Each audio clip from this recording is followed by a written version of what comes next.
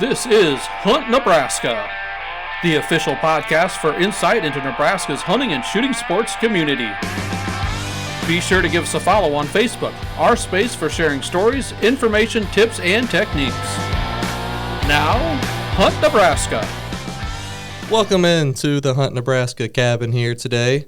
How are you guys doing? I'm doing well, though I just noticed that Rachel has 2 coffees in studio, so I'm curious how she's doing. I'm doing pretty good. So you remember a couple of episodes ago we were talking about what cold brew is, and you didn't believe me that it was actually coffee. I thought I'd bring some proof. Oh, yeah. Is that what that is? Yes. Okay. And I can't even say that. Draft latte mocha cold brew with milk. Frothy and creamy. Alcohol by volume. What does that mean? Oh, that's calories. Put Never your mind. readers on. Oh, my. So that's coffee in a can? Yes. Yep. Huh. Okay. For when you're on the go. When you're trying to on get the out go. to the blind in the morning and you don't have time to brew coffee, you just grab a can of that. Now, do you feel that it has more of a caffeine kick? Yeah, it does. Really? Mm-hmm. Oh, I might be a little more interested now. Okay. So, Well, now we're going to have a whole package of them here in the office for our early mornings when we have to get out to events. Exactly right. That sounds good. There you go. could be. All right. Well, welcome in, everybody. Some introductions here right around first. I'm Kyle Gaston, the Hunter Ed coordinator here for the state. We got Rachel Carlson, the shooting sports and shooting range coordinator for the states. And we also have Hershy here with the Game and Parks. So The Game and the Parks. Game and Parks Commission. Yep. Well, do you have a better name you would like to go by? I don't get a cool title. No, that'll be fine. No. You're just putting a lot of pressure on me if I got to represent the whole, The whole do. agency, the whole yeah. thing. So Well, that's why you get paid the big bucks. now, if our boss Christy hears about this, she might have a title for me real fast. So Very good. Well, we have some side events coming up here over the next couple months here, which many of you who are in these events are well aware of them, because I know you have been getting actively involved in getting some of the requirements done ahead of time. But I know starting up here this next month is our shooting sports, more specifically our trap season starting up. So what's all going on with that world, Rachel? Yeah, so starting in March, we're going to have trap seasons opening up across the state. So if you have kiddos that are looking to get into trap with their school or with a regional conference, they need to, most of those have the requirement of having a Hunter Ed completed before they get involved. So this is the time to be finding that Hunter Ed class, either all in person or using that online option and then getting a 2-hour hunt safe session after that to make sure that they meet those requirements before they get into trap season. That's right. I know I've been fielding a lot of phone calls. We're getting more and more classes out there trying to help meet all that demand. And then coming up real quickly, we're starting to get into, and they've actually already started, some of our National Archery in the Schools program tournaments. yeah, we've got 2 of the bigger ones coming up. The regional Nebraska event, which is taking place not in the West this year. That kind of fell through. We'll get it back out there, folks, usually around North Platte area. That's always the last Saturday in February. So this year it falls on February 22nd. We're doing it at the junior senior high there in Milford, Nebraska. That will probably have a little more than 300 archers at. And then the biggest archery event in the entire state, where we'll have, close to 900 archers, along with a few thousand spectators, coaches, parents, grandparents, fans of all ages coming out to the capital city for the state tournament. That is the 3rd Saturday in March, and this year that's the 15th, so it'll actually get started that Friday night before on the 14th. Now, that said, just like you mentioned, a lot of local events, a lot of schools, a lot of archery groups hosting some NASP-style events and NASP tournaments. That's been going on for some time and only ramps up until we get to the state event. Awesome.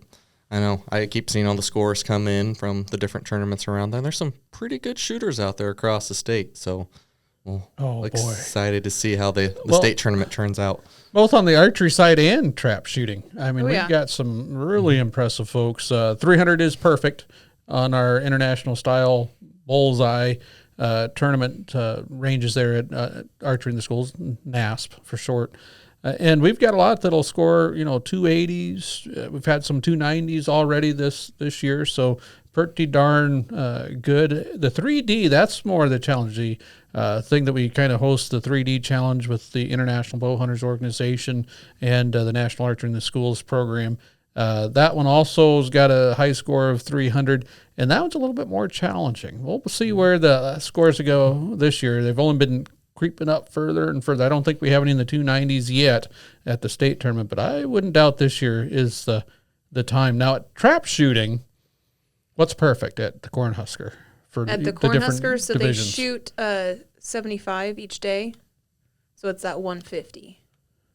150. And there's often shoot-offs. And do you have a few that hit that 150? Yeah. That's as long as the conditions are okay. Uh-huh.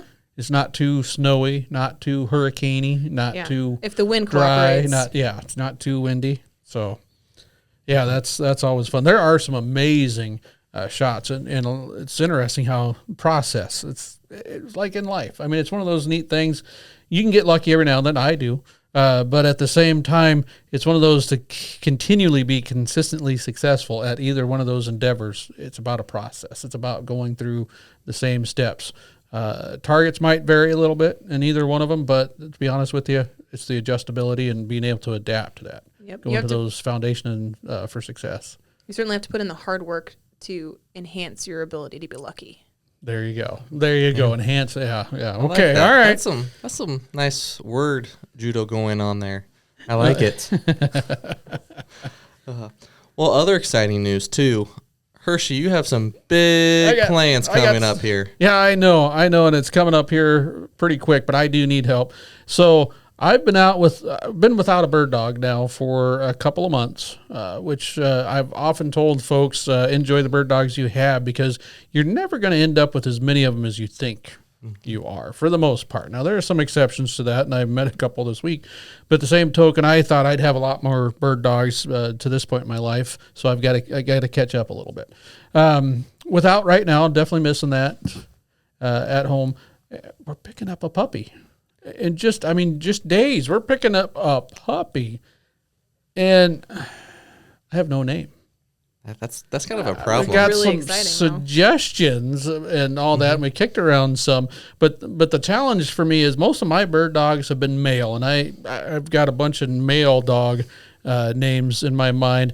We're picking up a female. We're getting a little girl, and I'm not sure what the name is. This might be the first time I've ever gone to get a bird dog without a good idea of what we're going to name it. Well, we can help you out if you like. Well, I think I need some. I think I need some help. I will point out, you and I, well, both of us, all three of us have kind of talked about this. The name for a dog, Goose. Have you guys ever met a dog named Goose? Goos. I have met a dog named Goose. You have a couple, Mm-hmm. yeah, and it's usually a male, right? Mm-hmm. Mm-hmm. And I don't understand that. That's one of those things. Even the movies, folks lied to us. There in Top Gun with a guy that had the, not code name. What would that be? His tag name? Call sign was Goose. And if you think back to that old saying, what's good for the goose is good for the gander. The gander's the male in that equation, right? The way that people are understanding that. Yeah. Yes. And yet it's a boy's name for dogs. Where in that, there's a goose, there's a gander. Gander's a male. The goose has got to be the female then. So, that one's kind of confusing. So Goose is also the whole, species though. Too. It is. They are gooses. It's kind of like we know peacocks, right? We were talking about that in another random conversation there at a meeting.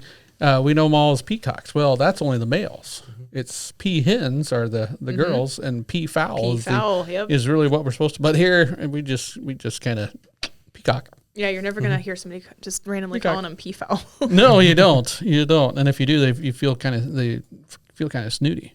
So, but no, folks, I need names. You guys have started a list of names. Yeah, I think I have noticed that. Rachel had quite the list there. Yeah, from a brainstorming session one break we had. With Megan's help, we kind of went through the names. Now, I think a key ingredient that we need to know, though, is what breed of puppy that this puppy's going to be. All right. Before we get there, I just, Googled this, and AI has taken over the world. And so it tells me a goose is a female waterfowl, while a gander is a male waterfowl. So goose, for a girl would be more appropriate. So Goose is on the table than then. Gander would, but at the same time, people still. If I said my dog's name's Goose, they'd say, "Oh, what a good boy! Oh, what I guarantee it." So this is also something new for me. It's going to be and I'm going to say it, and then I'm going to describe it. A field golden. So basically, it's a golden retriever, but it's been true to the field line, the field breeding for hunting, for waterfowl, for work, all that type of stuff. Where a lot of the golden retrievers you see, in the neighborhood and that type of stuff. There's some around, but they're oftentimes been more bred for coat or been bred for size or conformation to what they use in dog shows. They still have some hunt to them, but the field line's probably a little bit more so. We see that in some. English Springer Spaniels is another example of that. Labradors, kind of, but they oftentimes look alike. There's all sorts of different sizes. Yep. So this is going to be a little bit smaller, a little bit more sleek, but basically a golden retriever. And this is a little bit different from your normal breed of dog you usually go after. I've been a Spaniel guy for I don't know how long. I've had several Springer Spaniels, English variety. I've also, though, tossed in a Chesapeake Bay Retriever in there, a French Brittany, ooh la la. And my very first dog was a Beagle because I really didn't know what a pheasant or quail were, but we had rabbits running around the backyard. And it's, as a kid, it's just like, you wanted a dog, and the first puppy you see is like, yep, that's the one I want. And it happened to be a Beagle. Smart girl. But Sunset Susie was her name. And she didn't hunt a lot of rabbits. Too smart. Have you guys ever been around a dog that's too smart? Yes. I mean, this dog was trouble, and she liked hot sauce, which I didn't know. We used to do. Yeah, I know you're looking at me weird, Rachel. Just how? But it's one of those things that growing up, it just like nothing went to waste at home, and so if there was some food that was on the edge and none of us wanted it, Susie got to eat it. Well, she found out that the trash cans outside smelled just as good as whatever we were serving her up in her dog bowl. And, I heard someone say, well, sprinkle some hot sauce, Tabasco sauce, whatever in there. And that if she'll get a bite of that, she'll never knock over the garbage cans again. That was a lie, because she would lap that stuff up. Oh, no. And it just kind of like, she likes hot sauce. So it's just like we're adding more flavor to her buffet here. And she kind of enjoyed that quite a bit, but. Yeah, because I've heard that deters most mammals. That's how, if you want to just feed birds, you sprinkle like cayenne or something on your peanuts or your bird seeds so that you don't have the squirrels eating it, just the birds will eat it. Oh, because they don't like taste spice. Yeah. That's interesting. That's probably a good way to do that. But yeah, no, she was fun. So I've had for dog names, I've had a Susie, a Roy, a Speck, a Hope, a Carrot. That was the one my kids named, and the darn thing ate a carrot just as soon as we got it home, so it stuck. It's an awesome name. And then Pip, P-I-P, which, by the way, is, I didn't realize it. I stole that name from another dog magazine, I don't know how many years ago, before Lord of the Rings and all that stuff made it popular. But it's also I found out the little piece when you get a big Hershey's chocolate bar, those little pieces that it's broken up and into, those are called Pips. I did not know that, so it was kind of cool as well. But I'm going to use some other. If I get a chocolate lab, I'm going to name it Pip. There you go. There you go. It's a nice sharp name, and it worked pretty well. But I'm going to say for Hershey, that was just on point. Yeah, right there. Exactly, odd point. So I'm open to some name ideas. Mm-hmm. So what do you look for in a dog's name, Hershey? Memorability. I mean, I think that's got to be part of it, so I don't forget it. To me, it's always been one of those short, sharp names that when you're out in the field, it carries a little ways. One syllable is ideal, but if there's a 2-syllable that's kind of quick, that can be all right. It's got to be a name that I think the dog, when they hear those sharp noises, it kind of catches their ear a little quicker. And so they catch on to learning their name a little faster and separating it from everything else, which includes, I don't want it to sound like any of the commands that I'm going to be giving it, such as come. So I don't want it to be done or something like that. Or, we talked about it before, teal. Love the teal hunting here in Nebraska, blue wing, green wing teal. But heel is one that if we're going to be using this for waterfowl or walking out some spot and I want them to walk beside me, that's going to be a term. And I don't want that confuse their name with the command. It also has to be one that doesn't have too many meanings or be a name of somebody I know. Okay. And I'm around. Because it's kind of odd when all of a sudden, I had that happen. My uncle, I've got a cousin. That's what I said. My uncle named his daughter, my cousin, Cassie. Well, our cousin, his cousin, my dad's cousin, adopted a dog, a black lab, whose name was Cassie as well. So it always made it interesting trying to figure out which Cassie they were yelling at. And now sometimes it was easy. If we're out pheasant hunting, we knew which one he was yelling at. But back at home, sometimes they'd be talking about Cassie. Like, oh, yeah, I love that dog. Oh, no, I'm talking about your cousin, Cassie. Oh, okay. Yeah, that's something different type thing. So that's also kind of awkward. Did you name that dog after me? I mean, that's. It just sounded like such a good name. No, we decided to use it again. yeah. Your name goes good with a canine. So, Rachel, you've been working hard on one of our last breaks here on finding a bunch of names with a few other people here in the office. So you've kind of had a unique, not necessarily unique, but a fun method to get through and figure out some different dog names here to plan out for future baby, Yeah, my secret method puppy, was horsey.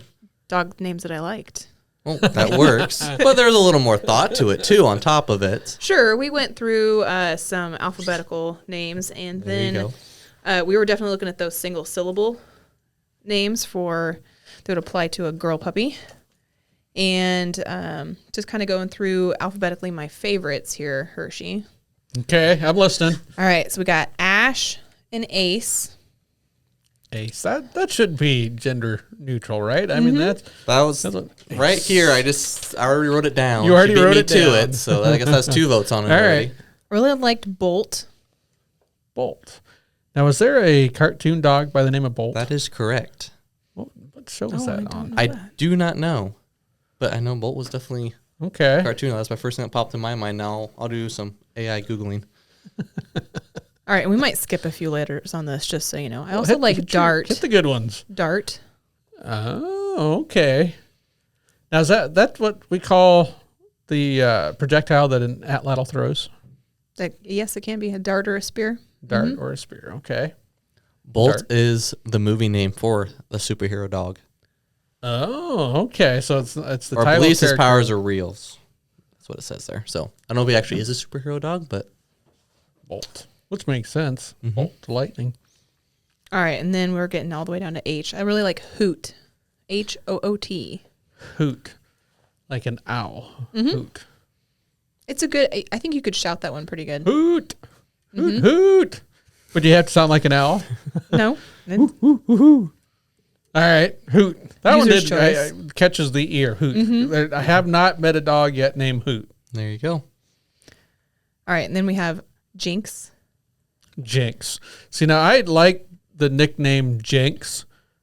The trouble is that there's somebody within our agency that already gave that nickname of Jinx.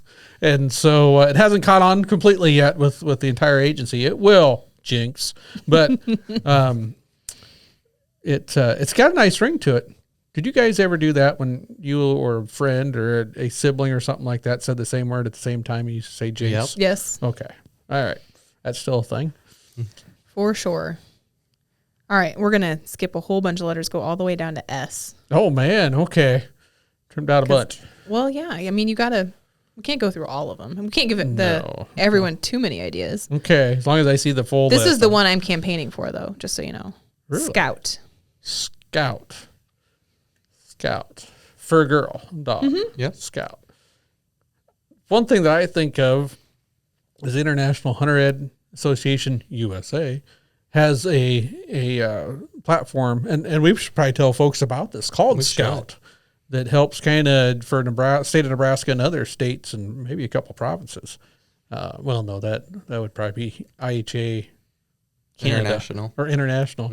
But you can find some, what is it, a closed system AI loop? Is that what it is? Yep. So it's a closed AI. So this AI system only knows whatever IHA puts into it, which is only each state's standard regs or guides they put into it.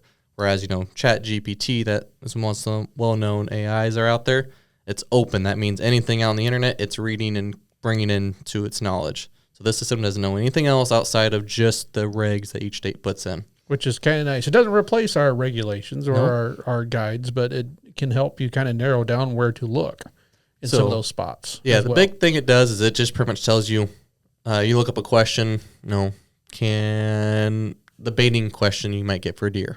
Yep. It will go and tell you what page on our big game guide our information is about it. So then you can, and actually even show you a picture of it too. So it pretty much is a good kind of Control F if you're big on the computers. No Control Find. Oh, Control Try Find. that. Okay. Yep. Yeah. So find something on a page, but there you can also look for it there too. So you can ask the question. It does a good job also trying to make some regulations are kind of wordy and a little complex, and it gives you a little bit more of a simple answer. But the big note is always, for clarification, always make sure to call your local office or your local conservation officer to get the answers. Cool. So we could ask it when our shooting hours for the light goose conservation order. That's exactly right. And it will pop up a page that shows exactly where that's at on our small game hunt. All right. So Scout. That's a nice sharp one. Scout. It's amazing how many letters are in one syllable. Scout. It is impressive, yes. It is. So I think I only have one more on here that I'd only one more that you like. Yeah. Mm-hmm. Okay. That's going to be Zip. Zip. Mm-hmm. Oh, okay. That'd be kind of fun. It is. Might be kind of. I mean, it kind of plays along the same line as my Pip. Yes. Pip and Zip. That would have been two good dog names to have at the same time. I might need a second dog, dear. I might need it. There you go. All right. That's pretty good. That's not too bad at all. I know there's some others out there too. Yep. So that's the highlights of the list. That's not the comprehensive list. That's the highlights. Yep. Ones that we think would fit well. The one other one I thought I'd throw in there, just because I was doing a little looking up it beforehand. I'm like, hey, I kind of like that name. I never thought about it. Twix. Twix? Twix. Like the candy bar. Exactly. Twix. That's not, there's caramel in there, color of a golden retriever. Okay. I hadn't thought about that either. Right. Now, I want to know, when you guys name a pet, because you both have dogs, some of you have cats, do you have like a group of 3 or 4 names that you might use, and then you get to know the personality of that critter and then decide on which one is the winner? Or do you just have a good idea of what the name is going to be even before you see them? So this kind of goes 2 different ways, I guess, because I've had 2 dogs that I've named. First dog, got the dog at a shelter, and then I named it pretty much that day. Okay. But I had a pretty good idea what the name was. The other one was we knew we were going to get a new puppy, and we kind of knew the process, and we met the dogs before we had a name, and we kind of that helped generate the personality of the dog we know ahead of time. So I guess that one technically we kind of knew a little bit, but still when we picked up the dog, we knew exactly what the name was going to be. Okay. So, all right. So a little bit of both. A little bit of both. I really like getting to know the critter first before I pick a name, because I judge it based on the personality. Based on the personality. Yep. So, how many days have you gone before you've had a name for the dog or cat? Sometimes 3 or 4. Really? Mm-hmm. Oh. And at that time, it's just dog, cat, puppy. Oh, wow. There you go. New name for the dog. Just call her dog. Dog. Yeah, dog. I know I'm not going there. I have met some folks that name their dog or pup or cat. There was one dog named Cat, which, there's a whole bunch of different routes. I do like, you heard kind of my rules. I want one that's kind of memorable as well. One of our Nebraska Land editors suggested the name Steve.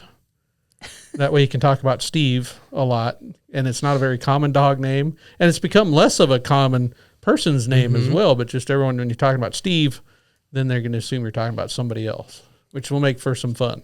I sent Steve out into the water. Steve was pooped in the backyard. I mean, all sorts of fun stuff. And what? Still trying to potty train Steve. Yeah. Yes. But anyhow, so you got to choose the name that you're not a big fan of, because you're really going to be kind of deteriorating that name of that person there for a while. Yeah. Because I mean, you're thinking about it. You're putting a bad picture of all Steves out there right now. Well, I do have an Uncle Steve. Love him to death. I've got some friends. Steven is probably more common than Steve nowadays. But at the same token, I can't say, unlike some of the other names that are really common that we work with. I mean, there's a couple of names that you'll see just about every division. It's like we had a requirement. Everybody has to hire a Jeff, for example. And all divisions have somebody named Jeff in them. You can't go with a name like that. It's got to be something that is going around. Now, the gentleman that made that suggestion used to hunt quite a bit of geese with a coworker whose name was Steve. So I don't know if it comes with that ground or not, but we'll see. I did hear Stan Krause also mentioned that he has a spot where he's squirrel hunted where they had yellow labs. One yellow lab after another yellow lab, and they named them all Daisy. They were all, regardless, the old dog, the young dog, Daisy. They stuck with that name, which has, unless you needed to talk to them separately, it's one of those things, Daisy come, and both of them show up. Might not be the bad thing for a farm dog. But I don't know. We'll see. I'm open to more ideas. I like this. I'm going to look at the full list because it's kind of tough. There's a lot of pressure in this because that poor dog, whatever name you pick, is probably going to have to stick with it for some time. Almost as much pressure as a kid. A little less pressure with kids because one, I found out that when we sat down to help choose names for our kids, that it really didn't matter what I said. That was an argument I knew I was going to lose right away if we had any names that my significant other, I love you, honey, didn't like. It was getting tossed out. I got that list somewhere as well. The ones I made, suggestions I made for kids' names with our first and second, and it's just as long as when I submitted it. There are no names that I crossed out that because it was used situations. So Yep. I don't know. I think the dog's going to like the name no matter what it is. So I hope so. I hope so. I don't think the dog's going to feel too much social pressure from other dogs about what his name is, so I think he'll probably be pretty good on it. I don't know. Anytime, and I already mentioned our Brittany's name was Carrot. And anytime I would tell people that name, as in the carrot, carrot, just like you, like the vegetable. Yeah, that. Why'd you name it that? And then I had to go in the story. That was just what my kids like. They named a lot of things. In fact, my wife too named things after food. We've had a carrot, the dog. We had an apple, a fish. I think right now we got a beta named Blueberry, if I'm not mistaken. And so food's been pretty common theme when they're allowed to ask the question. But it is a little tougher, and I will say this might be a little sexist. I apologize, but if you go hunting and you got this big, tough, burly dog and you name him Princess, then you're going to get raised an eyebrow or two. You really are. Yeah.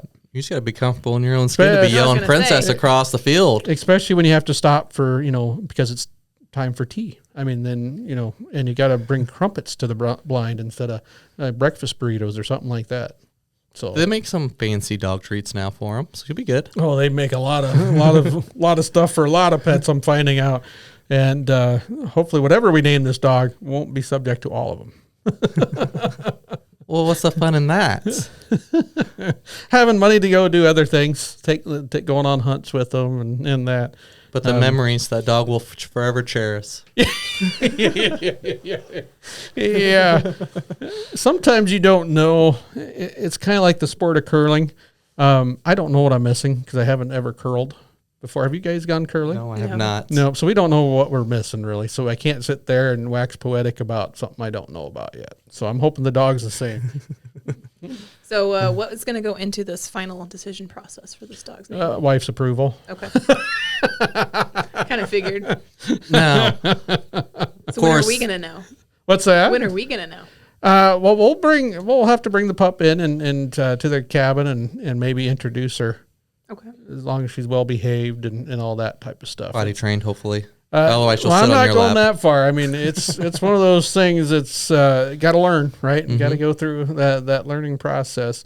And unfortunately, neither of my kids are at home now, which is good for them. And mom and dad miss them both. But the support at home for a puppy dried up.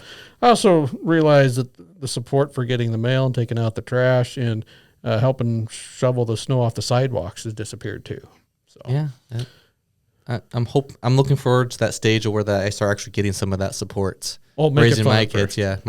mine are a little young. They did get a snow shovel, and they are pretty excited to go out shoveling. It's just when it's below or when it's like -12 out, I don't really feel comfortable letting a 4-year-old outside too long to go scoop snow. No, we don't want to deal with those snot Yep. sickles yet. So, but so yeah, and folks, if you listening or watching have some ideas, I'd love to hear some favorite names of pets that you might currently have or those from the past. It's always kind of fun to relive some of those bird dogs and critters we've spent a lot of our life or time with. That's pretty cool. Well, I think it would help a little bit too. What's all the plans? What's all the jobs the dog expected to do for you? What's your training regimen, or what are you gonna do to do with this new puppy? Well, and that's always good when you're picking the breed, kind of help narrow in. All right, because you can make a lot of these dogs. I mean, most of them that are willing to please are pretty trainable. However, if they've had, generations, and I shouldn't say that because dog generations are a lot quicker than our people generations, but also, some of these breeds have been around for hundreds of years and bred to do this and do that, a coat for that, legs for that, whatever it is. Like our Chessie, it was always kind of neat watching her. Her back legs were longer than her front legs to help them swim. They also had a really unique coat where she could swim for hours, jump out, shake, and you couldn't hardly feel that she was wet at all. I mean, it just disappeared because that breed of dog was made, Chesapeake, as you can hear, for salt water, and it freezes below 32 degrees, well below 32, lower freezing temp. What am I trying to say? Lower freezing temperature than fresh That's a water. lower Yes, freezing because point. Yes. And so they were made to retrieve in waters like that and protect the take of the market gunners and everything else. So I love upland bird hunting. Cut my teeth on pheasants where I grew up, a lot more pheasants than there were quail or grouse. And so that's kind of what I know. So it's got to be able to do some of that. But my wife also, she's probably, when it comes to hunting, wing shooting, waterfowl, that's probably where she's mentioned she wants to get back a little bit more into duck hunting. We've done a little bit more goose hunting from time to time. So we need a dog that's probably a little bit bigger than what we've had in the springers. We've had a couple of them that were pretty good at fetching ducks out of water, geese a little on the big side for them. But just a dog that can, doesn't have that urge to go just find all the birds. Right. Might have to, work on that, waiting for some of the birds to come to them. But the Springer fur coat just isn't super warm. I mean, it's nice and long and whatnot. And if you take care of them, obviously they're going to be okay, but it's not quite made for water. It's made for the uplands. It's made for chasing pheasants and quail and things like that. So we kind of made a compromise. Field Goldens are known for their nose, really good at finding things. Also, as the name says, retriever, they're made for picking up birds and stuff. One thing I noticed with my Chesapeake, when I taught her how to sit, she sat. And so teaching her to stay put after I told her to sit was pretty easy. Yep. Springers, on the other hand, when you say sit, it means something completely different to them. That means their butt and their tail are hovering a little closer to the ground than it was previously. The tail's still going. It's got to still have room to have that little tail. And you can see why in some bird dogs, especially springers, they dock a little bit of it because the tip of it just gets shredded. I mean, it would just be bloody all the time. But that little thing is a-going and a-going and a-going and a-going. And they never really sat down. I did have one of my early springers when we'd take him waterfowl hunting duck. In this case, he'd usually turn around and listen for pheasants to cackle. And he'd mentally mark them down so he knew where to go chase them as soon as we let him released him from his almost sitting position because he was such a purist. He did not care for ducks or geese or grouse or anything like that, even quail. He was a pheasant specialist. But that said, that's kind of, like you said, went into the thought. But we hunt. I wish I could hunt more, and I think everyone says that, regardless of how many times they go out. But at the same token, we also need a dog that this one's going to spend a lot more time indoors, is my guess. We've oftentimes have kind of done a hybrid, indoors, outdoors. We got some nice kennel runs outside when it's nice out, so they could be out there catching some sun rather than being locked up inside or indoors. Because our house isn't it's smaller and it's not the most bright during the day. So this dog will probably spend a little bit more in time because I think this one's going to be more spoiled now that the kids are gone and the new baby in the house. We get it. Exactly. I think this one's going to have and you can't pet a beta no matter how much you try. They're just really hard to pet fish through the pet bowl. The cat's tried many times, almost daily. But so I think that's part of it as well. And Springers, they got energy. Not that this Golden's not, but I think they're a little bit more. They got a little bit more of that off switch. Yep. So as well. Yeah. So we'll see. We'll see. Well, we're excited to hear what the decision is on that. Yeah, me too. And I hope it's just one of those things that just click. Like you said, you get to know the personality and all that. Pip, back to my Springer, and he's the one we just had passed in November. Good dog, and I love that name. But have you guys ever watched the trilogy, Lord of the Rings trilogy? And I think his name was Pippins, but they called him Pip all the time. Okay. Yep. Good guy, just a little bit, bumbly at times is a good way to say it. Kind of stumble into things. Yeah. That was my dog. He'd get into a spot and all of a sudden he'd want to put it in reverse. Now he has no backup camera. He's got no idea. He doesn't look over his shoulder or anything like that. He would knock things over pretty easily if he had to back up. And I don't know why. He seemed to be, of all my dogs, he's the only one that likes to go in back, in reverse. And he just, whatever he bumps into, or did. And so it was kind of like, oh boy, a little bit too much of that, like that character. Again, I didn't name him after that, but it did. It did fit. That personality kind of stuck as well. So very good. Well, make sure to post below, comment below, whatever names that's either ones we suggested here or any cool dog names you have of your own or common dog names that you just really like or think that Hershey should be naming his future puppy here in just a few days, hopefully. I hope, yeah. And if it's got some play, I've always been trying to think of, okay, this puppy was born pretty much on Christmas. Picking it up around that Valentine's Day, just after type thing. Got to be some play on there. Holly. Holly, that's true, but we know a Holly. That's the that's kind of and she doesn't live in Nebraska anymore, but that would be Holly. Meet Holly. Holly. Well, I have seen some dogs named Cupid, but my wife tells me that's a boy's name, and to me, just like I have no idea who you're going to call Cupid, dear. But so yeah, if you're going for female archer names, that go with Valentine's Day, you got Artemis. Oh yeah. But that does not fit the syllable criteria. Artemis. You call it Artemis, but just call it Ari for short. Ari. Mm-hmm. Okay.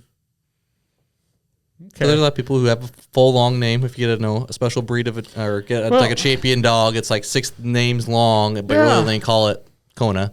It's like my dog is actually technically Hunting Hills Mysterious Kona is her full name, but everybody just calls her Kona. See that you got the registered name, and it's got to be completely unique, and that's where it gets different. And then that series of pups are all M pups, so they all have to have an M name, and then you have the name for the dog. So it was long, which is interesting. My 2 kids have some family names incorporated into their full name, and Leslie and I are talking about incorporating the mom's name into it.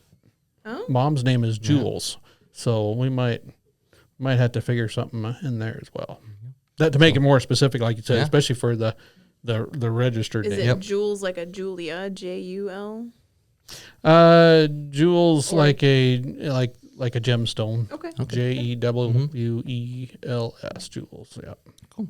So all right. There you go. So lots of ideas. hopefully one of them's going to stick. One that gets approved by the final voter there, sounds like. The final decision maker. She's got veto power. Yeah, has veto power. And unfortunately, maybe we need to bring her in to figure out what was going through the process at the very end. I'm kind of hoping that she doesn't hear this podcast until after it's named. Okay. And then we'll see how it goes. So, all right. So as always, make sure to like, subscribe to the podcast. Again, comment down below your favorite dog name or whichever name you think Hershey should be going with here. And remember, we'll see you outdoors. Hunt Nebraska, brought to you by your Nebraska Game and Parks Commission.